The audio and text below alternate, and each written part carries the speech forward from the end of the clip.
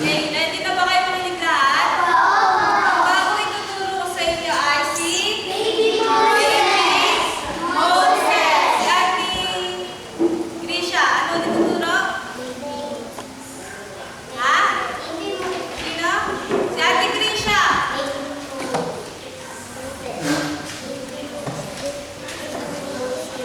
Si Ate ano, Elisha? Si Baby Moses. Okay.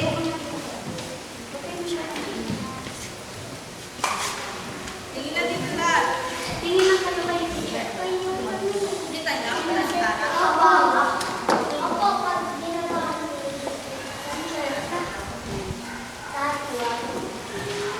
Okay.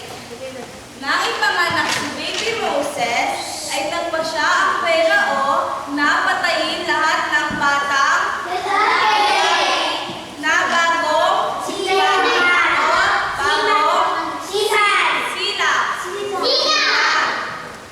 Ano ulit ang inutos ni Anang pera Patayin. Hindi. Patayin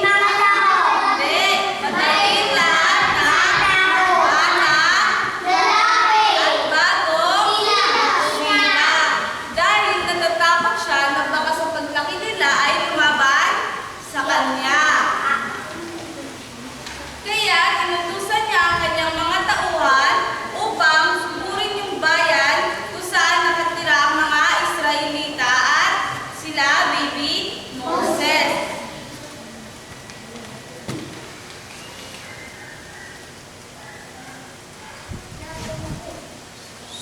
Natakot ang nanay ni Moses kaya't itinago niya ito ng 3 buwan.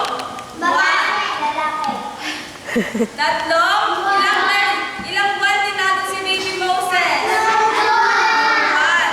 Ang pangalan ng nanay ni Moses ay si Jochebed. Sino ulit? Ang pangalan ni Moses?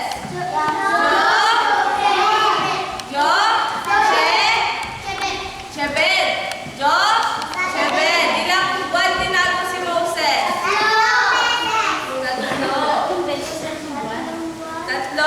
buwan. Nang hindi niya na matago si Moses, nang higit pa sa 3 buwan, gumawa sila ng basket. Hindi niya tinapon si Moses sa ilog. Saan na nilagay si Moses? Saan? Ano pangalan nito? Pangalan ng nanay niya?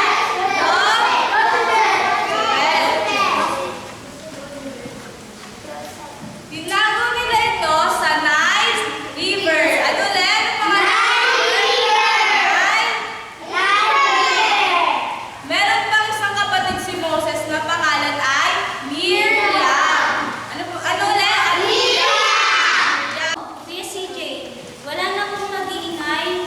Pakitabihan po sila. Erich, pakitabihan sila ate. Elisa.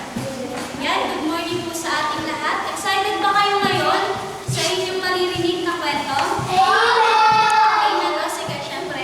Dahil ilang linggo na rin tayong nag-aaral, nakikinig ng salita ng Diyos, ay gusto ko naman na mayroong magpasalamat sa inyo. Isa lang. Sino ang gustong magpasalamat sa ating Panginoon? O, si Kuya Apollo daw. Kuya Apollo, dali dito mo. Magpapasalamat ko sa Panginoon. Dali dito ka. Dali ka dito sa akin. Ano yung mga gusto mo ipagpasalamat sa Panginoon? O, dali. Huwag mo na yan siya. Ano gusto mo ipagpasalamat sa Panginoon? Huwag niyo siya tatawain. Ano kung gusto mo ipagpasalamat sa Panginoon? Kung gusto mo ipagpasalamat, pinayagan ka ng mama mo. Pinayagan ka dito magulong nakaraan. Maraming nagbigay sa'yo. Hindi mo yun ipapagpasalamat sa Panginoon. Adali. Ano na yan? Adali. Ano gusto mo ipagpasalamat sa Panginoon? Ha? Ano ba? Ano ba gusto mo?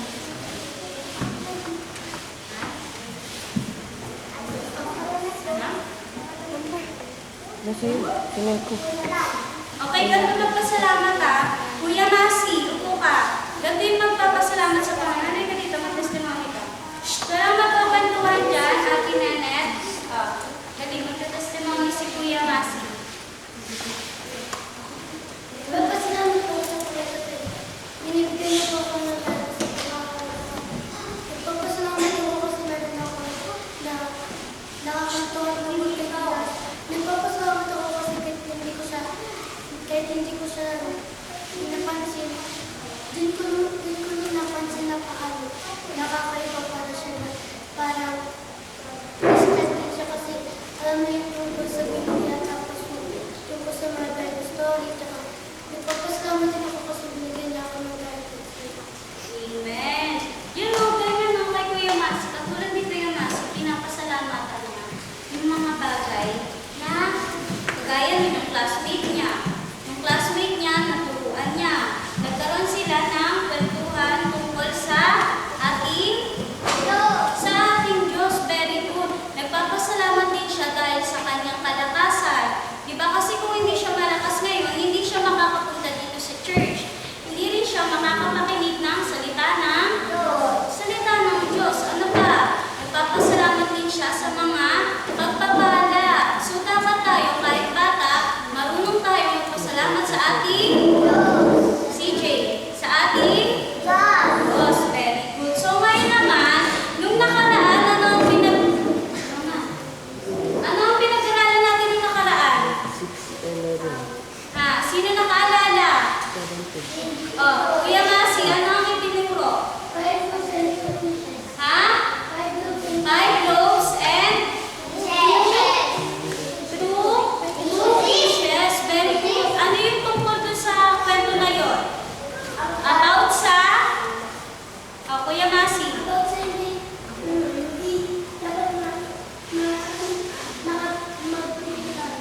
Very good. About sa pagbibigay. Diba kahit bata pa lang tayo, si Joy, kahit bata pa lang tayo, dapat marunong na tayo magbigay sa ating Diyos. Kahit sa mga kapwa niyo, di ba? Pinapractice natin na huwag tayong maging madamot. Very good. Okay. Handa na ba kayo makinig ngayon? Kasi si Kuya Masi lang yung nakinig ng nakaraan. Si Kuya Masi lang yung nakaalala ng kwento.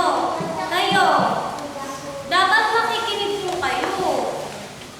Dapat nakikinig.